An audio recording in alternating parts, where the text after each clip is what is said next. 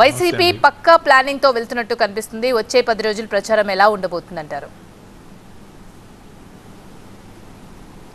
ఖచ్చితంగా చేసిన పనులు చెప్తూ ఏదైతే మేము ప్రోగ్రెస్ రిపోర్ట్తో ఓటు అడగడానికి వస్తున్నామో ఇచ్చిన మేనిఫెస్టోని అమలు చేసిన తర్వాత 99% కన్నా ఎక్కువగా, అంటే 1% కొంచెం తక్కువగా ఏదైతే చేయలేకపోయామో దాన్ని ప్రజలకు సంజాయిషి ఇచ్చుకొని 99% మేము అమలు చేసిన హామీలను చూసి, ముఖ్యంగా మేము డోర్ డెలివరీ దాకా పరిపాలన తీసుకొచ్చి ప్రతి ఇంటి గడపకి పరిపాలన పరిచయం చేసి, గ్రామ సచివాలయాల ద్వారా బాపూజీ కలగన్న గ్రామ స్వరాజ్యాన్ని ఏర్పాటు చేసి, ప్రతి 50 ఇళ్లకి ఒక వాలంటీర్ని ఏర్పాటు చేసి, రైతు భరోసా కేంద్రాలు పెట్టి, ప్రతి ఒక్క సంక్షేమ కార్యక్రమం కానీ ఏ కార్యక్రమం తీసుకున్నా ప్రతి ఒక్కరిని పరిగణలోకి తీసుకున్నాం. ఏదైతే గైడ్లైన్స్ ఇచ్చాం, కులం, మతం, ప్రాంతం, పార్టీలు, వర్గాలు చూడలేదు. ఖచ్చితంగా కూడా ఇచ్చిన సంక్షేమం మొత్తం 2,70,000 కోట్ల రూపాయలకు పైగా నేరుగా ప్రజల అకౌంట్లో పడింది. గత ప్రభుత్వంలాగా జన్మభూమి కమిటీలు అరాచకాలు లేవు, దాష్టీకాలు లేవు, వాళ్ళ పార్టీ వాళ్ళకే ఇచ్చుకోవడాలు లేవు, ఏ పార్టీ అని ఎవరూ చూడలా.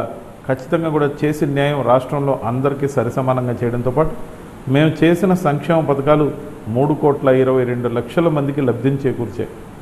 మరి సంక్షేమం మాత్రమేనా, అభివృద్ధి లేదా అంటే ఖచ్చితంగా అభివృద్ధి పదం వైపు ఆంధ్రప్రదేశ్ దూసుకెళ్తుంది. రాష్ట్ర జీడిపి కేంద్ర జీడిపి కన్నా 3% ఎక్కువ ఉంది. దాంతోపాటు ఈజ్ ఆఫ్ డూయింగ్ బిజినెస్లో నంబర్ 1 స్థానంలో ఉంది. 4 కొత్త పోర్టులని మా హయాంలో మొదలు పెట్టడంతో పాటు ఒక port, Ramayapatnam port first ship రావడానికి సిద్ధమైంది. మరి Bandar port, Kakinada gateway port, తర్వాత మూలపాడు ఏదైతే ఉందో శ్రీకాకుళం అక్కడ పోర్టు కూడా వేగవంతంగా పనులు జరుగుతున్నాయి. కేవలం శంకుస్థాపనతో ఒక పునాది రాయిని మాత్రమే వేసి వెళ్ళిన భోగాపురం ఇంటర్నేషనల్ ఎయిర్పోర్ట్ ఏదైతే ఉందో అన్ని అనుమతులు తీసుకొచ్చి అత్యంత వేగవంతంగా పనులు జరుగుతూ ఉన్నాయి. వైఎస్ జగన్మోహన్ రెడ్డి గారు చాలా పట్టుదలగా ఉన్నారు. 3 రాజధానులు అనే కాన్సెప్ట్తో ఖచ్చితంగా వైజాగ్ని పరిపాలనా రాజధాని చేసి బెంగళూరుతో, చెన్నైతో, హైదరాబాద్తో పోటీ పడే విధంగా ఐటీ హబ్లు, ఐటీ హిల్ పార్కులు ఏవైతే డెవలప్ చేస్తున్నామో ఖచ్చితంగా యువతకి ఉపాధి. టెస్లా కారు పరిశ్రమ అనకాపల్లిలో 2,500 ఎకరాల భూమిని కేటాయింపు కూడా జరిగింది. రాబోయే రోజుల్లో టెస్లా ఎలక్ట్రిక్ కార్ల యూనిట్ ఏదైతే ఉందో ఎలాన్ మస్క్ ఇండియాలో పెట్టే యూనిట్ ఆంధ్రప్రదేశ్లో వేళ్ళు ఉనుకోబోతుంది. ఇప్పటికే ఇన్ఫోసిస్ కానీ, బిర్లా కాస్టిక్ సోడా కానీ, బల్క్ డ్రగ్ పార్క్ కానీ, హెచ్సిఎల్ కానీ, మరి అనేక సంస్థలు, అపాచీ కానీ, సెంచరీ ప్లైవుడ్ కానీ, ఇలా అనేక సంస్థలు వేళ్ళు ఉనుకోవడంతో పాటు 13 లక్షల కోట్లకు పైగా పెట్టుబడుల ఒప్పందాలు జరిగాయి.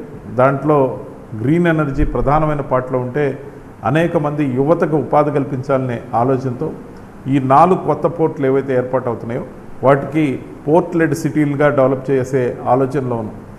దేశం మొత్తంలో కాదు, ఏషియా మొత్తంలో ఒక్క చైనా తప్ప సోలార్ లెడ్ ప్యానల్స్ ఎక్కడా తయారు చేయటంలా. కేవలం ఏషియాలో 2వ దేశంగా భారతదేశం ఉంటే భారతదేశంలో ఆంధ్రప్రదేశ్లో మరీ ముఖ్యంగా రామాయపట్నం పోర్ట్ను అనుకుని నెల్లూరు జిల్లాలో ఇండోసోల్ కంపెనీ ద్వారా సోలార్ ఎల్ఈడీలు ప్యానల్స్ని తయారు చేసి అప్పుడే ట్రయల్ రన్ కూడా మొదలైంది. ఖచ్చితంగా అనేక కార్యక్రమాలు యువతకి ఉపాధి కల్పించే విధంగా 10 ఫిషింగ్ హార్బర్లతో ఆక్వా సంపదని పెంచి రాష్ట్ర రెవెన్యూని మరింత పరిగెత్తించే విధంగా, మరి కొత్తగా రోడ్లు కూడా దాదాపు 3,000 కిలోమీటర్లు ఏవైతే మేము వేసామో, అంతేకాకుండా ప్రతి ఒక్క కార్యక్రమాన్ని కూడా ప్రజల డోర్ స్టెప్కి తీసుకెళ్లిన ప్రభుత్వం వైఎస్ఆర్సీపీ ప్రభుత్వం. ఎక్కడ ఎవరికి వివక్ష లేదు. అందుకే మేము ఫుల్ కాన్ఫిడెన్స్తో ఉన్నాం. వైనాట్ 175 అనేది మా నినాదం, వైనాట్ 25 ఎంపీస్ ఆల్సో మా నినాదం. 1-2 సీట్లు అటు ఇటుగా, ఎమ్మెల్యే సీట్లు ఒక 10 సీట్లు అటు ఇటుగా వచ్చిన గణనీయమైన సంఖ్య, గత రిజల్ట్కి మించిన సంఖ్యను మేము సాధించబోతున్నాం.